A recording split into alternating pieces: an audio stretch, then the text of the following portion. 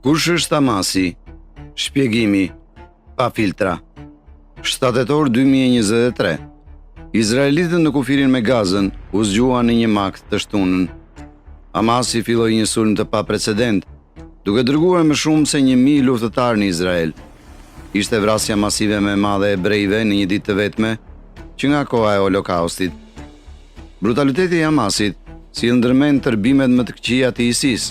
Pra, kush është grupi pas sulmit më të keq në historinë izraelite? Kush është Hamasi? Sulmet kundër Izraelit.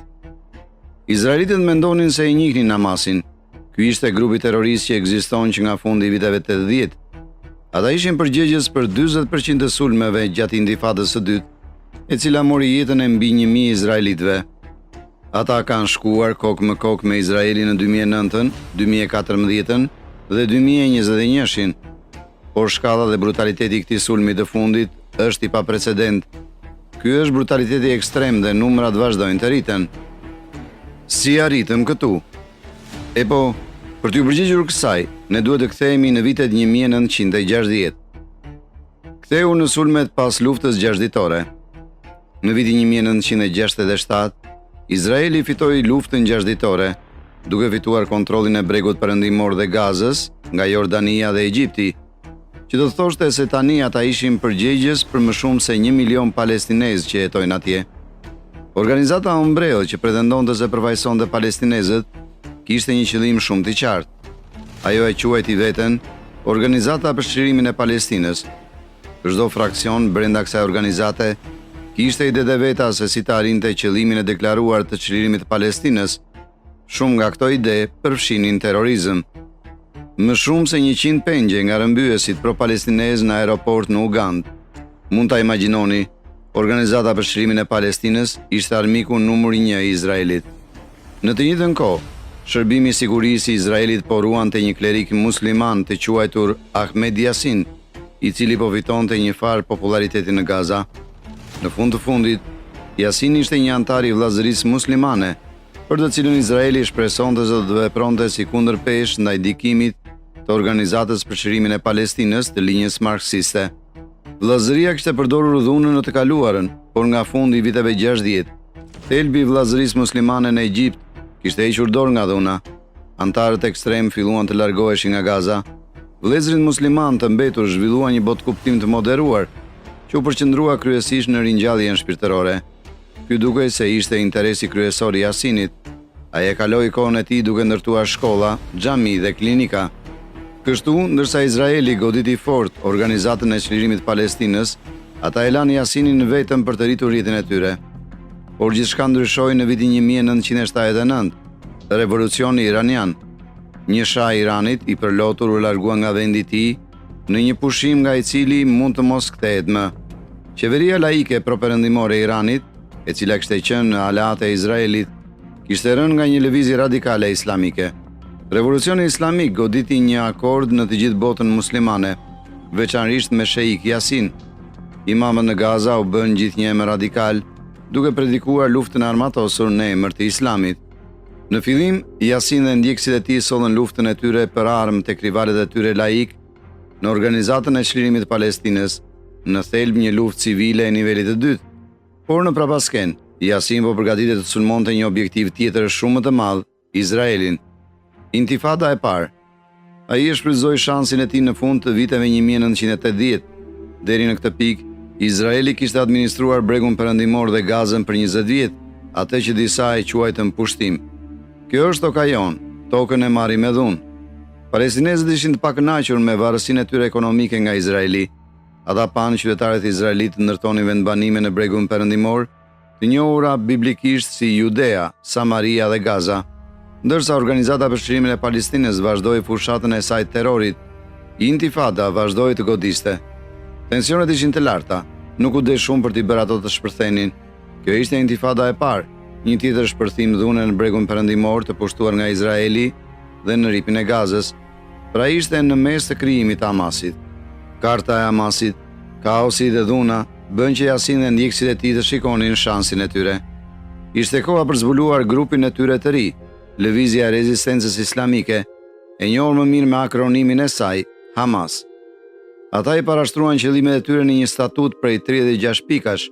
Këtu janë disa nga artikujt kryesor nga statuti, që shumë i konsiderojnë si thellësisht të rrezikshme për shtetin hebre. Neni 32. Plani sionist është i pakufishëm. Pas Palestinës, sionistët aspirojnë të zgjerohen nga Nili në Eufrat. Kur të kenë tretur të gjithë rajonin që arritën, ata do të aspirojnë për zgjerim të mëtejshëm e kështu me radhë. Plani i tyre është mishëruar në protokollet e pleqjve të Sionit. Po, e dëgjuat mirë. Karta e Hamasit e vitit 1988 citon fjalë për fjalë teorinë e konspiracionit antisemitik në botë si provë të vlefshmërisë së tyre. Fatkeqësisht, Hamasi nuk ishte i gjithë i foluri. Veprimi i tyre i parë si organizat ishte rrëmbimi dhe vrasja e 2 ushtarëve izraelit në vitin 1988, duke gjymtuar trupat e tyre. Izraelitët u tërbuan.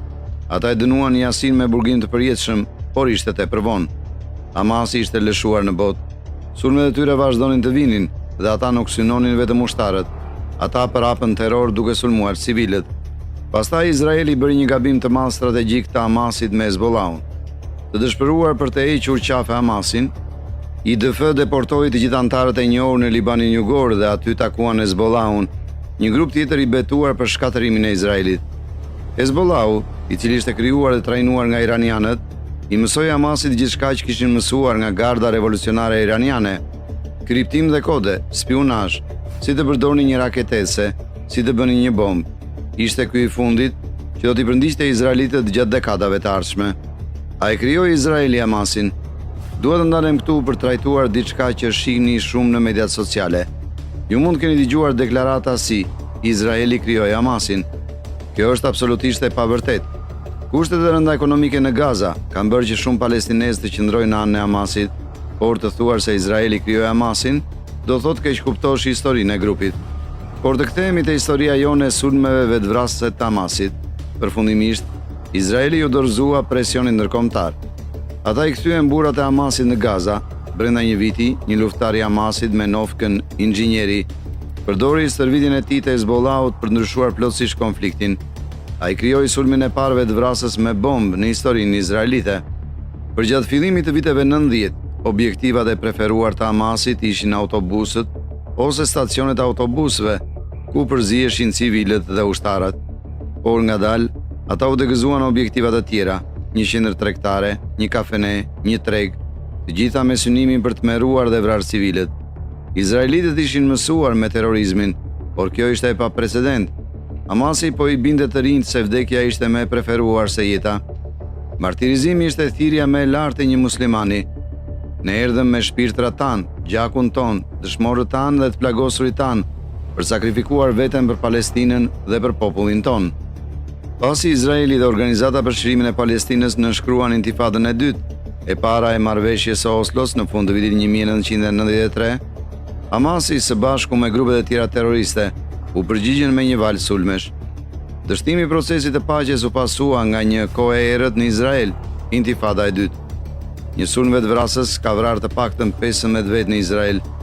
Punojësit e shpëtimit thanë se të paktën 60 vetë u plagosën. Shpërthimi mbrëmjes tronditi hotelin, pikërisht në momentin që të ftuarit po fillonin vaktin ritual, që fillon festën e Pashkës. Për vite me radhë, izraelitët duruan sulme thuajse të përditshme, duke përfshirë sulme vetvrasëse. 40% e tyre ishin vepra e Hamasit. 60% erdhën nga grupet e tjera palestineze si Xhihadi Islamik Palestinez dhe Brigada e Martirëve Al-Aqsa. Dhuna e intifadës së dytë shkaktoi trauma të forta për izraelitët dhe palestinezët. Është një traumë që ndikon drejt për drejt në konflikt deri më sot. Deri në vitin 2002, izraelitët kishin duruar. Ata filluan të ndërtonin një pengesë përgjatë asaj që në thelb ishte kufiri para luftës 6 ditore, i jetur për të ndaluar terrorin dhe në shkëputjen izraelite nga Gaza në vitin 2005. Kryeministri i atëhershëm Ariel Sharon mori vendimin shumë të diskutueshëm për të hequr të gjitha vendbanimet izraelite nga Gaza. Po, deri në vitin 2005, gati 9.000 hebrej e quanin ripin e Gazës shtëpi. Bloku i vendbanimeve hebreje në ripin jugor të Gazës njihet kolektivisht si Gush Katif, por Sharoni ishte vendosur të përmirësonte situatën e sigurisë së Izraelit për të mos përmendur pozitën e tij ndërkombëtare, kështu që ai autorizoi një plan për të larguar të gjithë izraelitët nga Gaza. Lëvizja nuk ishte e koordinuar me palestinezët. u menaxhua nga lart poshtë nga qeveria dhe ushtria izraelite në atë që përshkruhet si një veprim i njanshëm. Shumë izraelit protestuan me idhërim për të shërnjosur nga shtëpitë e tyre dhe shumë hebrej në mbar botën protestuan me ta. Ne i bëjmë thirrje kryeministrit që ta çojë planin e tij të shkëputjes në një referendum kombëtar ose të kërkojë zgjedhje të parakoshme. Por ushtria kishte urdhrat e saj. Në gusht të vitit 2005, asnjë hebrej nuk mbeti në Gaza, ndërkohë Hamasi ishte i zënë duke u takuar. Zgjedhjet palestineze 2006 në Gaza. Palestinezët ata vazhduan punën e Ahmed Yasin, duke ndërtuar infrastrukturën, shkolla dhe klinikat. Palestinezët e zakonshëm tashmë ishin të frustruar me korrupsionin e thellë të partisë në pushtet, Fatah. Kështu ata ju drejtuan Hamasit, e vetmja parti palestineze që duke se kujdeset për ta. Dhe në zgjedhjet palestineze të vitit 2006, Hamasi fitoi. Fatah, SBA dhe Izraeli u kapën befasi dhe u tmerruan plotësisht. Partia Hamas e ka bërë të qartë se ata nuk e mbështesin të drejtën e Izraelit për të ekzistuar. Burrat e Fatahut, me ndihmën e SBA-ve, u përpoqën të largonin Hamasin ushtarakisht, por ata dështuan. Hamasi luftoi fort dhe fitoi. Ata i dëbuan Fatahun nga Gaza tërësisht. Ata kanë sunduar enklavën bregdetare që atëre. Gjatë gjithë asaj kohe, ata nuk kanë mbajtur kurrë zgjedhje të tjera, por nëse palestinezët në Gaza shpresonin se Hamasi do t'ua bënte jetën më të mirë, ata zhgënjeheshin gjithnjë më shumë çdo vit që kalonte. Hamasi merr shumë të mëdha parash nga burime të ndryshme, duke përfshirë OKB-n, Katarin dhe më rëndësishmja Iranin. Por shumica e këtyre parave shkojnë për blerjen e armëve dhe gërmimin e tuneleve, nga të cilët mund sulmohet Izraeli. Si përgjigje, Egjipti dhe Izraeli e vendosën kufirin në një blokadë. Shikoni, ka shumë dezinformata atje për blokadën, kështu që le të jemi të qartë se çfarë saktësisht përfshin një blokadë. Blokada kufizon ndjeshëm lirinë e lëvizjes së palestinezëve. Megjithatë, mira palestineze ende mund të kalojnë në Izrael për punë ose për të marrë trajtim mjekësor. Furnizimet humanitare dhe ushqimi mund të vinë ende, por lejet e punës janë dukshëm të kufizuara. Energjia elektrike është racionuar dhe çdo gjë që hyn ose del nga ripi Gazës ligjërisht inspektohet dhe kontrollohet nga qeveria izraelite. Si Izraeli ashtu edhe Egjipti mbrojnë blokadën e tyre sipas nevojës për të ndaluar rrjedhjen e armëve në Gaza. Tunelet e Hamasit. Por Hamasi gjeti mënyra për të kontrabanduar armë pa marrë parasysh asgjë. Ata ndërtuan një rrjet të dendur tunelesh nën kufirin me Egjiptin. Ata kalojnë të gjitha llojet e kontrabandës. Disa prej tij janë furnizime të padëmshme për njerëzit që vuajnë nga varfëria e tmerrshme dhe një normë papunësie prej 50%. Por një pjesë e madhe i dedikohet posaçërisht luftës kundër Izraelit, duke përfshirë civilët. Hamasi dikur gëzonte një reputacion për idealizëm dhe mungesë korrupsioni, por kjo nuk zgjati. Sot, shumë nga liderët e Hamasit jetojnë në luks në vende si Katari, ndërsa palestinezët e zakonshëm vuajnë. Por kur palestinezët filluan të flasin hapur për sundimin autoritar dhe politikat e tmerrshme të Hamasit, Hamasi bëri gjithçka që mundi për të ndaluar ata. Gazetarët që raportonin për korrupsionin e tyre tashmë eshtin.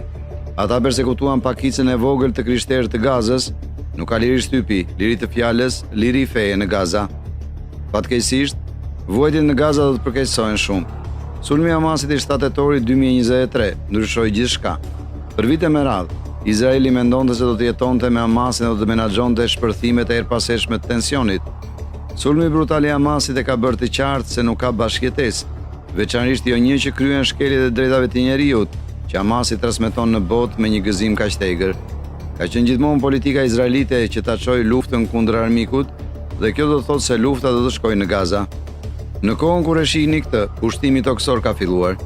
Megjithëse askush nuk mund të parashikojë të ardhmen, të gjithë mund të supozojnë se lufta do të jetë krejtësisht shkatëruese për dyja palët, për izraelitët që do të humbasin dashuritë e tyre dhe për palestinezët që Hamasi po i shfrytëzon dhe i përdor si mburoja njerëzore që nga viti 2007.